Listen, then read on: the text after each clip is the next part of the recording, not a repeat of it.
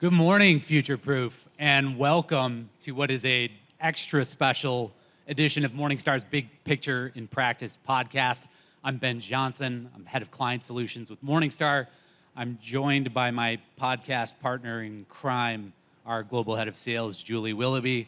But you're not here to see Julie and I today. You're here to meet and hear from Capital Group CEO Mike Gitlin. Mike, thank you so much for being here with us today. The nice Morningstar socks. Those look good. So good job. appreciate that. Style box socks, everybody. Argyle with style. Thank you, Mike. Mike, I want to dig in the way we sort of kick off all of these conversations on the podcast, which is to ask you to go a bit behind your bio. We want to know who you are, where you came from, and we don't want to hear you just recite your Capital Group corporate bio or give us the contents of your LinkedIn profile. So we'll give you extra points, a 5-star rating for anything that we might not already be able to find in either of those two places. Good. Well, I'm not even sure the contents of my LinkedIn profile, so you don't have to worry about that. What I'll do, instead of giving you places I've worked, I'll spend a little bit more time on the kinds of things I did. And I feel fortunate to have had a lot of different experiences. So I did hedge fund and long only, international in U.S. International, I lived in London, Hong Kong, Singapore, so some great places around the world. I spent time on the buy side and the sell side, and then also in equities and fixed income. So a lot of different things I did. Also not in my LinkedIn profile, I have an incredibly patient wife. We have lived in 4 countries, 8 cities, and 15 different homes. And I have 3 20-something kids, adults, whatever you call them, and we are thrilled at being empty nesters. And whenever I say that, people think I'm a horrible father. The best thing we ever did is had kids. The second best thing is become empty nesters. Some people call that free birds. I have a colleague who calls that free birds, so you can use that. Mike, we're not the only ones on the stage that have a podcast. You've launched Capital Ideas, Conversations with Mike Gitlin, where you talk to colleagues. If you think about the evolution of Capital Group and the moment to launch that, tell us a little bit about the thinking behind that. I think in one of the interviews with Jonathan Queen, he talks about how in his early career working at Capital Group, everyone knew American Funds, but they didn't know the company behind American Funds. Give us a little bit of context for launching the podcast and what's coming of it. Yeah, thanks. It's been really fun to do. The podcast came about because, like you said, we didn't have the highest profile, so it's not as if people didn't know Capital Group. If you're a financial advisor, there are 70% of the United States financial advisors own something Capital Group does. So around 210,000 financial advisors out of the 290,000 will own a Capital Group strategy in some which way, shape, or form. And there's 60 million Americans that have a Capital Group strategy. But that doesn't mean they knew the people in a prospectus. So you have this prospectus, and you have Mark Casey and Rob Lovelace and John Queen and Jessica Spaley, and they're just names in a prospectus. So it was really an attempt to demystify the name and show the people. And I'll ask you to listen or watch because they're 30 minutes. I think of it as a master class in investing. And I can say that because I just ask the questions and they answer them. And I talked to Mark Casey, who's brilliant, by the way. And Mark Casey says, great, AI, large language models, super important. You should be talking about AI robotics, not large language models. You talk to Rob Lovelace and you say, what's your investment edge? And he says, time. I have time to be right. And just when you listen to these 30 minutes and watch it, it's just a great way to know our process, our people, a little more about the capital system, and we have some fun during the podcast as well. So it's just been a great way to demystify us a bit. Thanks. So, Mike, one of those fun traditions that you've got, akin to our Behind the Bio segment on our own podcast, is a moment where you have someone borrow something from one of your colleagues' offices and ask them to give the story behind that particular item. Well, it turns out that Julie and I actually have a mole inside Capital Group whose name shall remain unnamed. And we got something from your office, which is this Boston album. Some of you might not recognize this, but others, yes. We've got a lot of questions, but I think we'll let you go first, Mike, and explain what this Boston album is doing in your office. Was that Sujata? Did she do that? All right. No. Anyhow, so No names. the Boston album was a gift from an associate. So when I took the new role, I started to write emails to our associates. We have 9,000 associates, and every 4 to 6 weeks, I'll write an email, something about our industry and a little personal note in it. This one was evolution with a spin, and I talked about our industry evolving. And my message to associates was embrace change. It's coming at us. It's going to accelerate. Don't fear it. Embrace it. I was at a meeting a little while back with associates. Someone raised their hand and said, "Can you tell us that AI is not going to take our job?" And my answer was, absolutely not. I have no idea if it will. I know AI will eliminate roles, create roles, and change roles. What you need to think about is how to upskill and how we can invest in development in you. So we launched Career Hub, LinkedIn internally effectively, where associates put what they want to do, managers put what they're looking for, and we try to match them up. I also, in the same note, and trying to make it personal, I said my own taste in music has evolved. So in the 70s, when I shared a room with my brother, it was Boston and Earth, Wind, and Fire. 80s, Bruce Springsteen. 90s in college, it was Counting Crows, Hootie and the Blowfish. In the 2000s, all in on country music. And now my current obsession is Andrea Bocelli. So, your music taste evolves, so does our business, and it was just a fun way to do it. Are you going to return that, by the way? You'll get it back. Okay, thank you. So, Mike, you talked a little bit about embrace change and evolution, and for advisors today and investors and those that work with advisors and investors, the pace of change is just getting faster and faster. Capital Group has spent more time engaged with advisors over the years and has always thought about what clients need and want.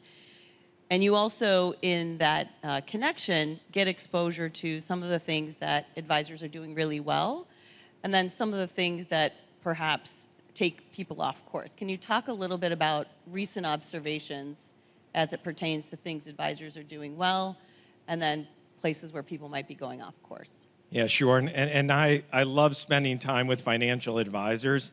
I learn from them, and they make us better at what we do every day. I think the ones who get it right view themselves as a lifetime financial coach for their clients. They really do. And they think about retirement, tax, generational wealth transfer.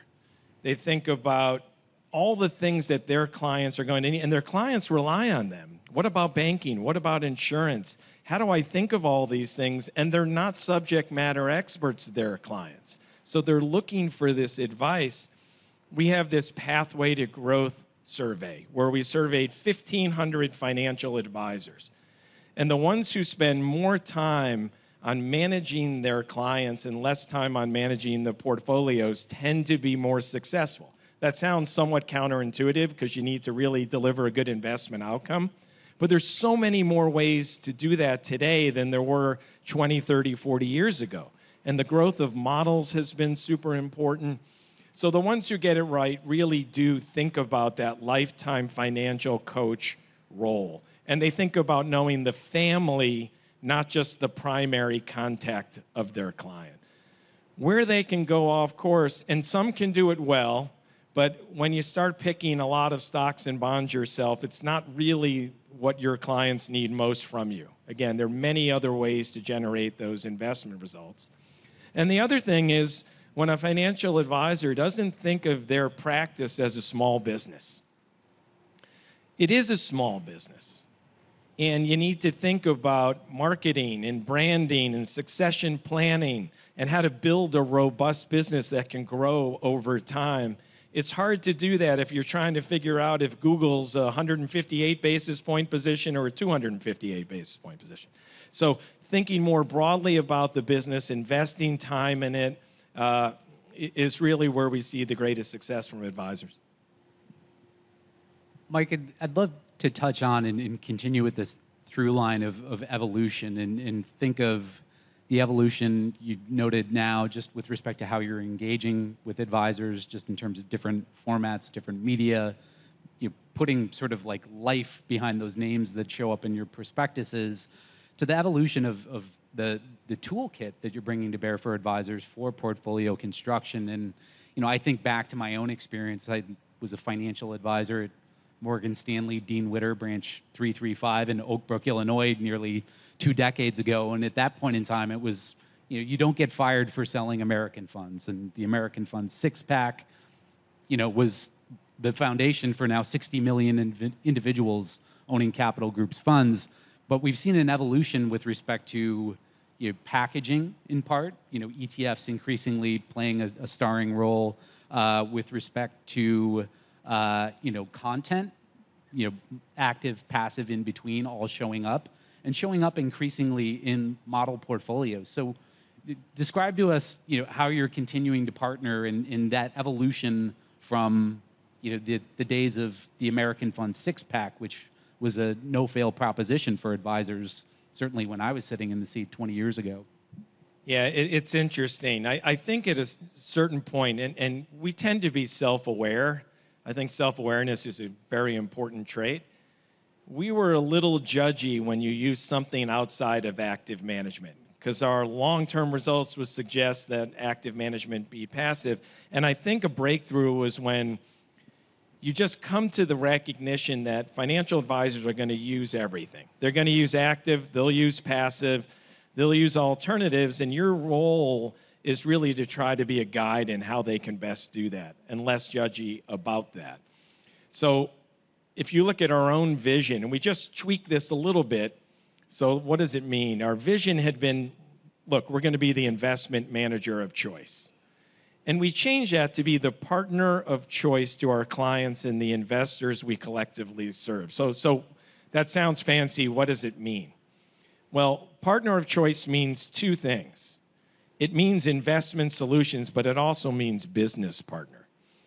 So when I think about investment solutions, results matter. They always matter. You got to beat active competitors. You have to beat benchmarks after fees. But investment solution also means, how do you think of an active-passive hybrid model? We also just launched active-passive target date CITs. We can prove that our active target dates do better than passive, but some folks will just feel they need to use some passive for fee management. We created a target date CIT where it's an incredibly attractive price, and for someone who needs passive, you get the best of both worlds. And then we did a partnership with KKR recently that we announced in May, and you will see our first 2 strategies in the first half of 2025. And again, why did we do that? We know folks are using alternatives. We thought we could package it together with our public market experience and put it together in a more liquid way at a very reasonable fee that gets clients there in a different way. So investment solutions were really important. And then the second part is vehicle of choice. Again, the mutual fund is a wonderful vehicle. We have $2.3 trillion of mutual fund assets. And people say, well, is the iceberg melting? And the answer is, that's going to continue to grow.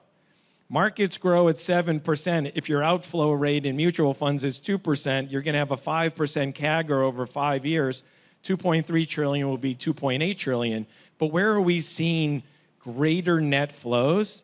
SMAs, ETFs, collective investment trust, individual or institutional separate accounts outside the US and Lux funds. So it's really vehicle of choice is important. The last part is the business partner side, and I talked about practice management and some of those things. Practice management is so important, and that six-pack now really comes in, how can we help you manage your business? And our team has really done a great job. We're ranked #1 in practice management. We're ranked #1 in the last 5 years in thought leadership, really value-added content to break through the noise. And portfolio construction. I think in the first half of this year, our team did 22,000 discussions with advisors on portfolio construction. So how do we be a great investment solutions partner, provide vehicle of choice, and be a business partner? That's our focus. Now, Mike, we definitely want to pick up on a few of those things. The one thing specifically with respect to portfolio construction and solutions, it strikes me that just wholesale, the industry is reoriented away from like individual a la carte product sales. Our large cap value fund is the best large cap value fund since sliced bread, towards a more holistic view. And there's a similar arms race happening there that you and many of your competitors are delivering that. So how do you think about differentiating as the competition there to look more holistically at advisors' portfolios is really increasingly table stakes to even getting your foot in the door? And what sort of tools are you equipping advisors with to ultimately, in addition to some of the practice management, practice consulting expertise you're bringing to bear, like really help them to drive growth within their businesses? Yeah, it's a really good question, because the world of models went from 0 to 100 miles per hour really fast. And I think models, whether they're fully Capital Group models or other models, is taking off both in mutual fund form, but also in ETF form. Active ETF models are something that I think are going to be hugely adopted by financial advisors in the next handful of years. And so trying to think of what's the risk profile of your client and how do we deliver a holistic solution as opposed to product pushing. I think the days, like you said, the days of product selling are over. And the days of solutions providing, and you could suggest we've always been trying to do that. Something like Capital Income Builder is a solution in itself, or American Balance Fund is a solution in itself. But how do you think holistically in portfolio construction about solutions? And how do you incorporate passive? And do you want to incorporate alternatives? That's the future.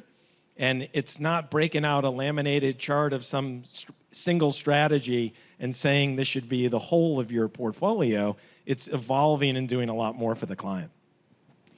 Keying in a little bit on the KKR partnership, Mike, if you think about the objective and the complementary kind of offerings, bringing public and private credit in the form of interval funds into the market through that partnership, share a little bit about the context for that decision, sort of the assessment of unmet market need, and why you're confident that this is going to be a good answer to meet that need. Yeah, it's interesting. At Capital Group, we are super methodical, but no one's ever accused us of being fast. So we're trying to be a little quicker on these things.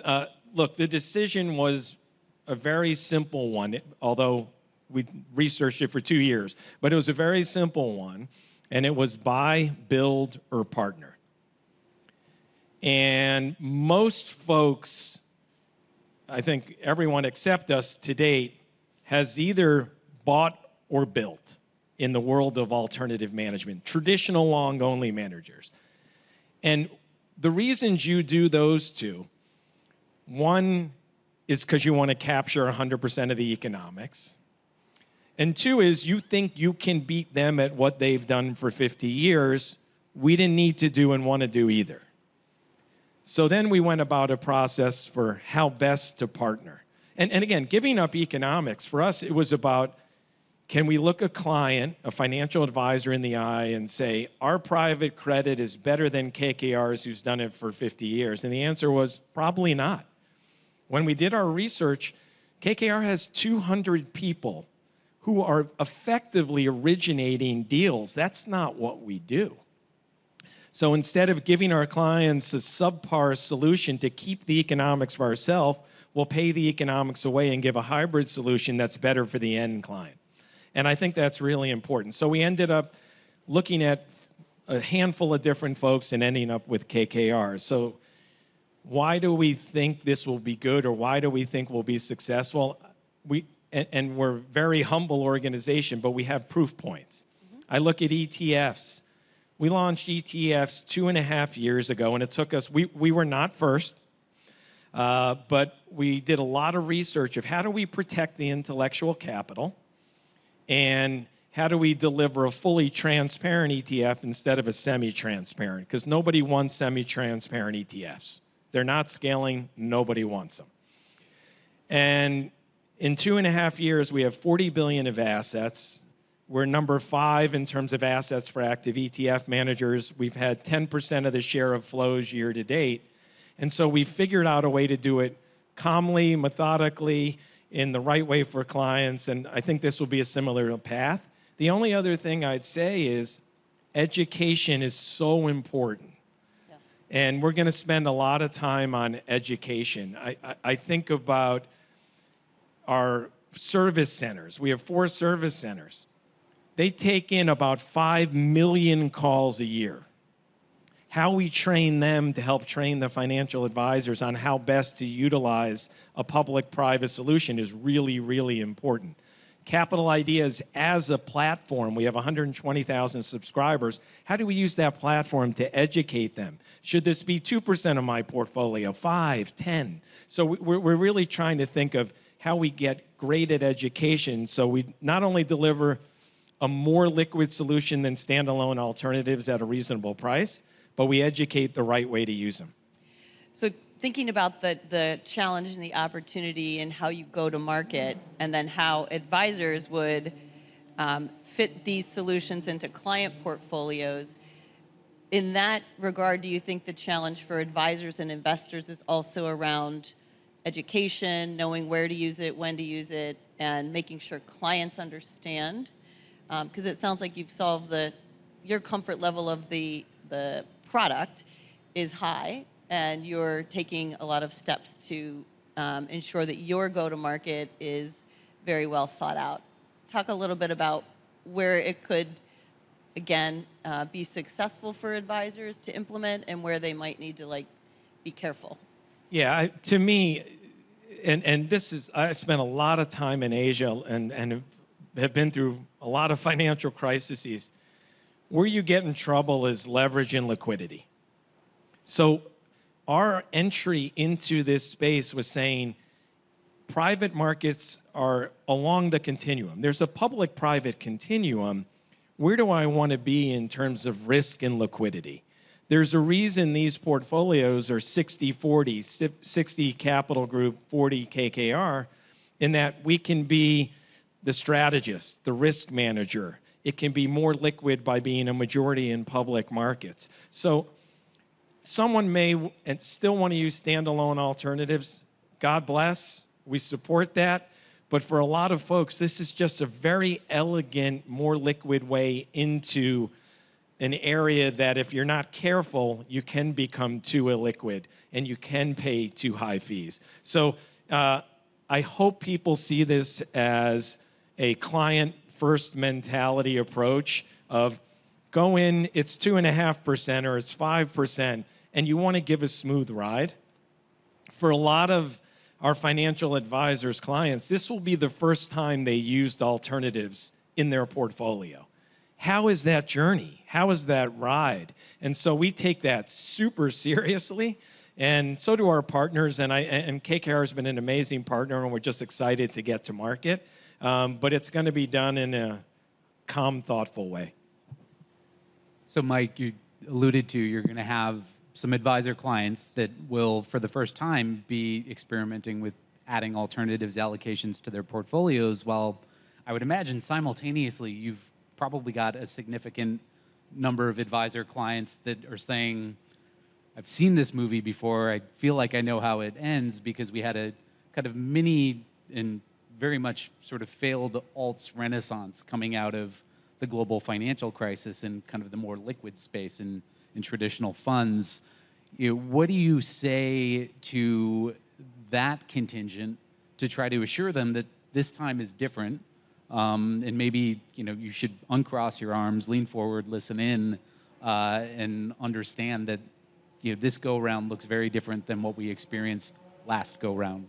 Yeah, sorry, that was a very fast motorcycle. So I guess the way I think of that, Ben, is we have not joined sort of the union of alts managers. Like, we're not promoting alternatives per se.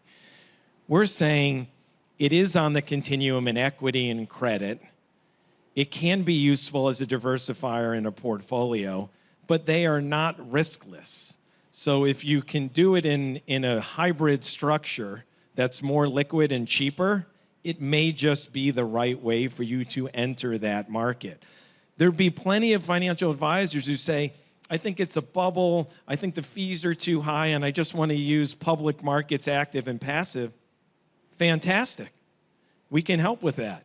But if you're going to use alternatives, how do you do it in a way that gives your client a little bit of a smoother ride? So we are not going to be in a position where we're pushing people into private markets. It's more of a recognition that they're using it. And when we launched these, it was really, when you finally see them in the first half of 2025, it came with the research where we talked to financial advisors. What are you looking for?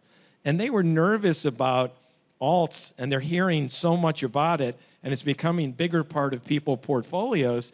And this was a solution for saying there could be a better way to do it. So we're going to try to create that hybrid marketplace and try to get people to enter it in a small, easier way. Let's circle back to a little bit where we started in the Behind the Bio, Mike, and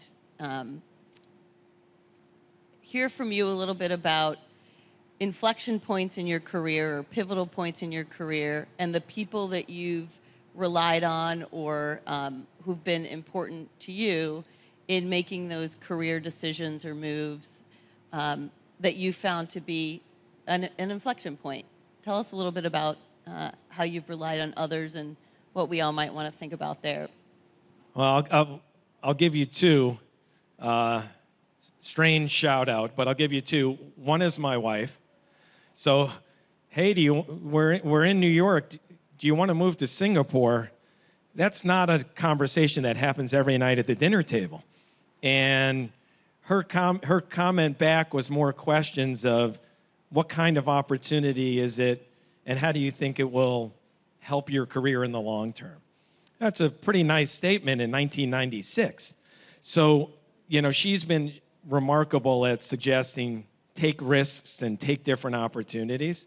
The second one was a retired COO of Capital Group, our former president, Phil D. Toledo. Phil had a heart-to-heart with me maybe 7-8 years ago, and he sat me down and said, I think you've figured it out. And I'm like, oh, great, this is going to be a fantastic conversation. Hi, Phil. Morning. And he said, you got to remember, you're always going to keep learning in your career. So be more curious and figure some more things out and never think you've reached that point. And it was a good wake-up call that we all have to do continuous learning. That's why when we talk to financial advisors, we do push on think of your practice as a small business. Think about practice management. And it was the same for me. It's keep learning, keep trying to figure out new things so you can add more value.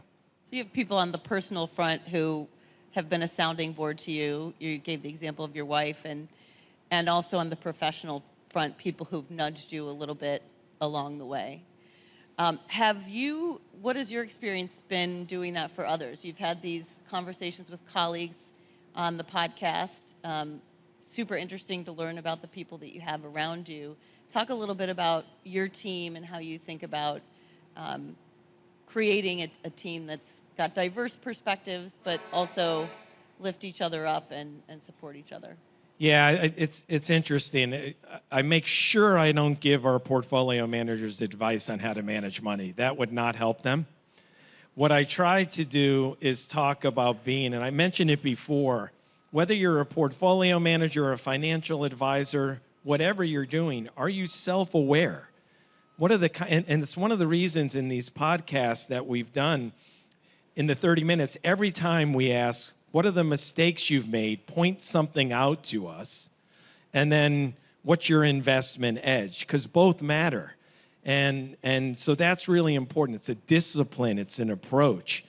And then for some of the younger folks in our company or in the industry, when they ask for advice, I tell them, don't be too smart. Don't map out the next 40 years, because whatever you're mapping out will not go that way. I am sure that. When I was trading at nighttime in Hartford, Connecticut in 1993, I was trading the Asian markets in the middle of the night. I didn't think I'd be sitting here today in 2024. And the path that I went on in those 4 countries, 8 cities, 15 homes, didn't call that either. So I just suggest to people, be excellent at what you do, be curious, invest in your career, and try not to be too bright and map it all out. Thanks. So, Mike, I'm curious. Other than that moment where you thought you had it all figured out, what have been maybe one or two big mistakes that you've made and lessons learned during the course of your career? Yeah, any time that I get too focused internally and not focused enough externally, it's a mistake. And we all do that. We all get in our own 4 walls and we're highly focused on the next 30-minute WebEx that may or may not add any value. And the question is, how do you get out of that and spend time in the real world and take those lessons back to help you manage the business more effectively? So it's getting too closed-minded and not open enough to what's going on in the rest of the world. It's why I spend so much time in client meetings. In the course of a year, I'll have something like 200 or 250 client meetings, and I always learn from our clients. I ask them what we can do better. I ask them what they're seeing out there. Whenever I'm stuck and there's 11 WebEx meetings and it's 7 days in a row, I give it 2 Bitmoji thumbs down. So you got to try to get out there and learn more. Yeah, I mean, I think for the sake of our listeners, Mike and Julie and I both being in client-facing roles, we're nodding vigorously as you're responding to my question. Yeah, stop the navel gazing and get out there. What other advice or suggestions or guidance would you give to advisors as they, deal with the quickly changing environment, whether it's AI or investment solutions? You talked a little bit about don't think of your company or yourself as a small business, but as a venue to client outcomes. What other things would you say? Yeah, it's interesting. Something I would say is, I read a book this past summer, and it just sticks in my mind, and I think it's really important for financial advisors. So read it if you hadn't. It's Unreasonable Hospitality by Will Guidara from 11 Madison Park. And a great restaurant and all that, but what's amazing about it is how they thought about their customers. And I think financial advisors, when you get stuck in the portfolio and you're not out there facing clients, is where, again, you say, where do you run into trouble? There's a story in the book, and it was at 11 Madison, and a couple came in, and they were celebrating their anniversary, and they had this aha moment, or oh no moment, where they said, oh my God, to the waiter, we left our bottle of champagne that we were going to celebrate at home in the freezer. Is that going to explode? And the waiter's like, yeah, it's champagne. It's going to explode. So the manager came over, took their keys, went to their apartment, took the bottle out of the freezer, and when the couple came home, had left an anniversary present. Are you doing that with your clients? And just the generic version of that, how are you thinking of your clients? You had a client for 20 years and their kids got a league championship football game. Are you going to the game? Probably not, but you probably should. So it's really that client-facing focus of, had to get out there and know that you care about their life and the next generation and their kids and ultimately their grandkids, and them as a family that you're responsible for and their most important asset, their financial asset, rather than a 75 basis point fee that you're earning over the course of a year. So I just think that where I say spend time with clients, not just to hear from them, but to know more about them and to really be more a part of their lives. Thanks. I think that's a tremendous note to end on, Mike, and a recurring theme in these conversations that we've been having, that really at the end of the day, we're all in the business of relationships, trust, and working with other people to help them fulfill their hopes and dreams. So really appreciate you joining Julie and I out here on the beach, motorcycles and all, for a great conversation. And thank you to everybody in the audience for your time and attention. Thank you. Thanks, Appreciate Mike. it, everyone. Thank you.